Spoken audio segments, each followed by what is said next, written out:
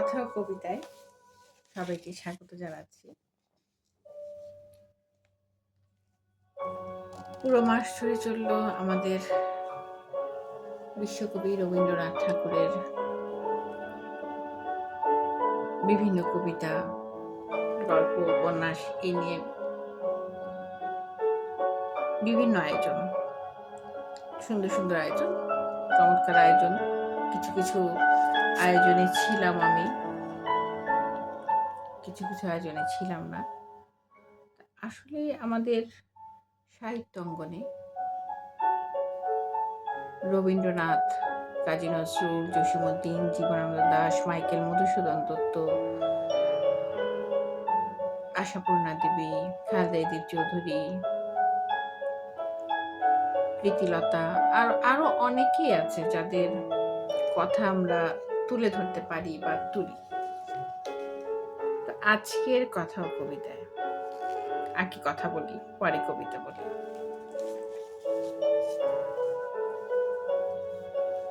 ফেসবুকে যারা আছে সবাই ফেসবুক বন্ধু। ফেসবুকের কল্যাণে বা যখন আমাদের নির্বাচন হয়, হ্যাঁ, ঠিক ওই সময়টাতে আমাদের কি হয়ে যায়, ওই যে তোমার ভাই আমার ভাই, মানে মেয়েও যখন স্লোগান দেয় তখন সবার সঙ্গে এই কথাটাই বলে, তোমার ভাই আমার ভাই, অমুক ভাই তমুক ভাই, মানে নির্বাচনী স্লোগান যেরকম হয় সেরকম। তো ফেসবুকে যারা আছে সবাই আমার বন্ধু, বন্ধু তালিকায় যারা রয়েছেন তাদের সবাইকে আমি ছোটদেরকে স্নেহের চোখে দেখি এবং বড়দেরকে অবশ্যই সম্মানের দৃষ্টিতে দেখি। এটাই নিয়ম। ফেসবুক ছাড়াও আমরা আমাদের যে কর্তব্য পালনের দিকগুলো হচ্ছে বড়দের সম্মান করা, ছোটদের স্নেহ করা, সেটি আমরা করে যাব। আবার ফেসবুকের কল্যাণে অনেক বন্ধু আছে, তাদের মধ্যে অনেক কৌতূহল রয়েছে, কৌতূহলের সৃষ্টি যাকে আমরা হয়তো এরকম অনেকের প্রতি কৌতূহল জন্মে হয়তো প্রকাশ করি না। আসলে সবসময় সব কৌতূহল প্রকাশ করতে নেই, এটি আমার ধারণা, বাকিটা যার যার। তো এই যে আমি চশমাটি পড়েছি, অনেকের কৌতূহল মেটাচ্ছি, যেটা ফেসবুকের মাধ্যমেই আমার কাছে আসা। এটি যখন এখানে ধরি তখন আমি দূরে যারা থাকে, দূরের যদি কোনো লোক লেখা থাকে সেটা আমি খুব ভালো করতে পারি। তো চশমাটা এখানে, যখন আমার এখানে উঠে আসে তখন লেখাগুলো আমার সামনে থাকে বা স্ক্রিনে থাকে। এই প্রসঙ্গে একটি গল্প বলি। যখন ক্লাস 9-এ পড়ি, ইসলাম ধর্ম পড়াতো, সেই ধর্ম স্যার ছিলেন আমাদের। তো স্যার সবসময় এখানটায় চশমা পরতেন এবং মানে এমন করে তাকাতেন, কেউ জিজ্ঞেস করতে পারবে না। আমি শান্ত প্রকৃতির ছিলাম, আবার দুষ্ট প্রকৃতিরও ছিলাম। মানে কিছু কিছু কিউরিওসিটির ব্যাপারগুলো ওগুলো আমি বলতাম। আমার সেই বন্ধুরা যদি এখন শুনে থাকে, তাদের কারো যদি মনে থাকে তাহলে আমার সঙ্গে একমত জানাবে। আর যদি তারা ফেসবুকে না থাকে, ক্লাস 9-10-এর ঘটনা ঠিক মনে নেই আমার, 9-এ কি 10-এ। তো স্যারকে গিয়ে বললাম, আমি স্যার নামটা মনে নেই, মারা গিয়েছেন স্যার। স্যার আপনি এরকম এরকম করে দেখেন কেন? তখন বলল কি, আমি ওই যে দূরে যখন তোমাদেরকে দেখি তখন তো আমি এভাবে দেখি না, তখন তোমাদেরকে এভাবে দেখতে হয়, না তোমাদের সবাইকে তো একই রকম লাগে। আচ্ছা তা স্যার, তাহলে যে এইভাবে যখন করেন এটা এরকম করেন কেন? তখন চশমা সম্পর্কে কোনো আইডিয়া নেই, কিন্তু খুব শখ, চশমা পরবো, চশমা পরলে ব্রিলিয়ান্ট স্টুডেন্ট লাগবে, চশমা পরলে এই লাগবে সেই লাগবে, স্মার্ট লাগবে, অন্যরকম একটা ভাব। বলে এরকম করে যখন দেখি তখন সামনের জিনিস দেখি, তোদের খাতা আমি দেখতে পারি না। আমার সেই অবস্থা। সেটার সঙ্গে যুক্ত ছিল কি, স্যার আপনি এই এটা লাগান কেন? এটা কি দরকার? এটা কি দরকার এখানে ঝুলে থাকে? তো এই আমার মতো ফেসবুকের অনেক কিউরিওসিটি বন্ধু আমার রয়েছে যে আমার এই দুপাশে দড়ি কেন? তখন স্যারের যে উত্তর ছিল, সেই আগের উত্তরটাই আমি সবার জন্য দিচ্ছি। সেটি হচ্ছে চশমা হারিয়ে যাওয়ার ভয়। দ্বিতীয়ত বারবার বক্স থেকে চশমা বের করা বা ব্যাগ থেকে বের করা। আমার ক্ষেত্রে ছেলেদের তো পকেটে রাখলেও হয়ে যেত। তারপরও স্যার এখানে রাখতো, হারিয়ে ফেলে সেই কারণে। হারিয়ে ফেলার কারণে স্যার এভাবে পড়তেন। আর আমি পড়ি, বারবার ব্যাগ থেকে বের করব, বক্স থেকে বের করব, হারিয়ে যায় অনেক চশমা। কতবার মানে যেখানে বসি সেখানেই হয়তোবা রেখে চলে এসেছি। কিন্তু সুন্দর একটি সমাধান এই স্যারের কথা মনে যখন পড়ল আমার, তখনই এই চশমার সাথে আমি বলি ফিতা বা বলি চেন, কিন্তু আমার ফেসবুক বন্ধু যারা রয়েছেন কয়েকজন কৌতূহলী বন্ধু, তারা এটাকে নাম দিয়েছে রশি ঝুলিয়ে রাখেন। তো সেই বন্ধুদের জন্য, বন্ধুদের জ্ঞাতার্থে জানাচ্ছি, এটা রশি না, এটা সুন্দর একটা ফিতা। এটা এখন দেখছেন কালো ফিতা। আমি বিভিন্ন ধরনের ফিতা পরি। আমি পার্ল দেওয়ালা ফিতা পরি, পার্লের বিভিন্ন কালারের পরি, পুঁতি না, পার্লেরই পরি, চেইনের পরি, এটারই ভ্যারিয়েশন কালার আছে সেটা পরি, বিভিন্ন রকম কালার পরি। সেটা সম্পূর্ণই আমার ইচ্ছা, তাই নয় কি? তো যাক, কৌতূহলী যে বন্ধুরা ছিল তাদের কৌতূহল নিশ্চয়ই এতক্ষণে মিটিয়ে যাওয়ার কথা। আমি কেন এরকম দড়ি ঝুলাই আর কেন এভাবে চশমা রাখি? এভাবে চশমা রাখার কারণ দূরেরটাও দেখব, সামনেরটাও দেখব, এ হচ্ছে কথা।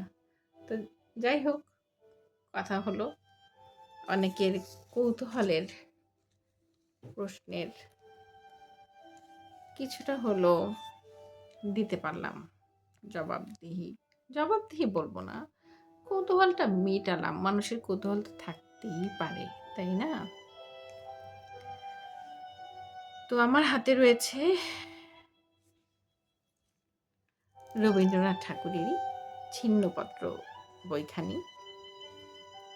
এখানে অনেক চিঠি রয়েছে, তার মধ্যে ৫৬ নাম্বার চিঠি যেটি শিলাইদহ থেকে লিখেছে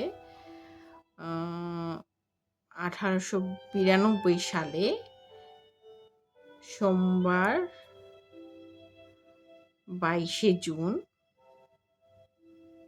এবং ৯/৩/১২৯৯।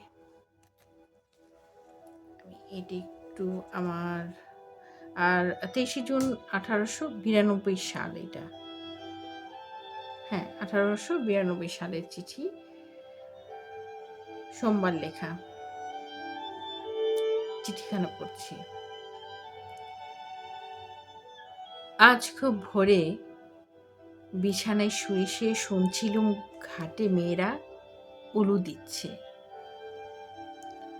শুনে মনটা কেমন ঈষৎ বিকল হয়ে গেল, অথচ তার কারণ ভেবে পাওয়া শক্ত। বোধহয় এই রকমের একটা আনন্দধ্বনিতে হঠাৎ অনুভব করা যায় পৃথিবীতে একটা বৃহৎ কর্মপ্রবাহ চলছে, যার অধিকাংশের কাজকর্ম, সুখ দুঃখ, উৎসব, আনন্দ চলছে। কি বৃহৎ পৃথিবী, কি বিপুল মানব সংসার! কত সুদূর থেকে জীবনের ধ্বনি প্রবাহিত হয়ে আসে সম্পূর্ণ অপরিচিত ঘরে, একটুখানি বার্তা পাওয়া যায়। মানুষ যখন বুঝতে পারে আমার কাছে আমি যতই বড় হই, আমাকে দিয়ে সমস্ত বিশ্বহীন, তখন এই প্রকাণ্ড ঢিলে জগতের মধ্যে আপনাকে অত্যন্ত খাটো এবং একরকম উদয় হয়। একরকম পরিত্যক্ত এবং প্রাণবর্তী বলে মনে হয়। তখন মনের মধ্যে এই রকমেরই একটা ব্যাপ্ত বিষাদের উদয় হয়। তাছাড়া এই উলুধ্বনিতে নিজের অতীত, ভবিষ্যৎ সমস্ত জীবনটা একটা অতি সুদীর্ঘ পথের মতো চোখের সম্মুখে উদয় হলো এবং তারই একটি সুদূর ছায়াময় প্রান্ত থেকে এই উলুধ্বনি কানে এসে পৌঁছতে লাগলো। এইরকমভাবে তো আজ দিনটা আরম্ভ করেছি।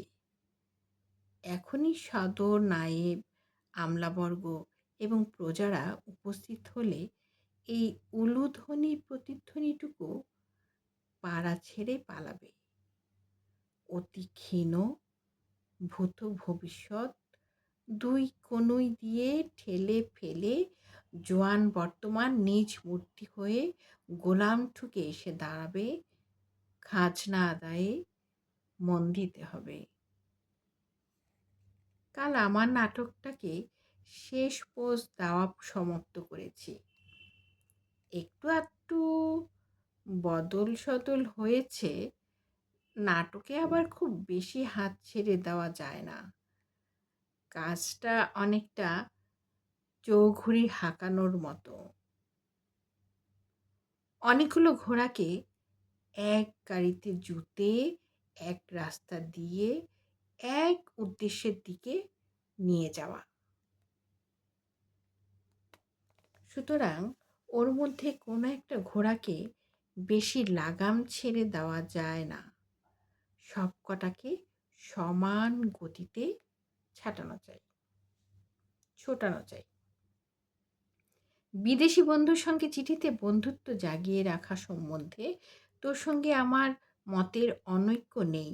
দূর থেকে মাঝে মাঝে কেবল পত্রব্যঞ্জন করে বন্ধুত্ব বহ্নিকে ব্রহ্মগ্রাস থেকে রক্ষা করা যায়। ভীষণ বিরক্তির কাজ এবং প্রায় অসাধ্য বললেই হয়। পৃথিবীতে ছোটোখাটো আত্মীয়তা প্রতিদিন আসছে এবং যাচ্ছে। আমার সঙ্গে তাদের জীবনের প্রধান বন্ধন কিছুই নেই। তাদের যেখানে সংসারের কেন্দ্র, তাদের গুরুতর সুখ দুঃখ যার চারদিকে আবর্তিত হচ্ছে, আমার পক্ষে সে একরকম সম্পূর্ণ অপরিচিত। এমন স্থলে সকল রকম বাধা অতিক্রম করে পরস্পরকে টানাটানি করে রাখবার কি এমন অত্যাবশ্যক পড়েছে? কলকাতা থেকে চিঠিটি লিখেছেন শ্রী রবীন্দ্রনাথ ঠাকুর তার বন্ধুকে।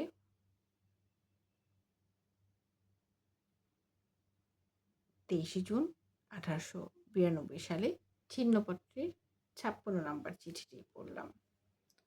সবার জন্য অনেক শুভকামনা, সবার সুস্বাস্থ্য কামনা করছি। সবাই ভালো থাকবেন এবং এই দড়ির মতো ছোটোখাটো ভুল ধরিয়ে দেবেন।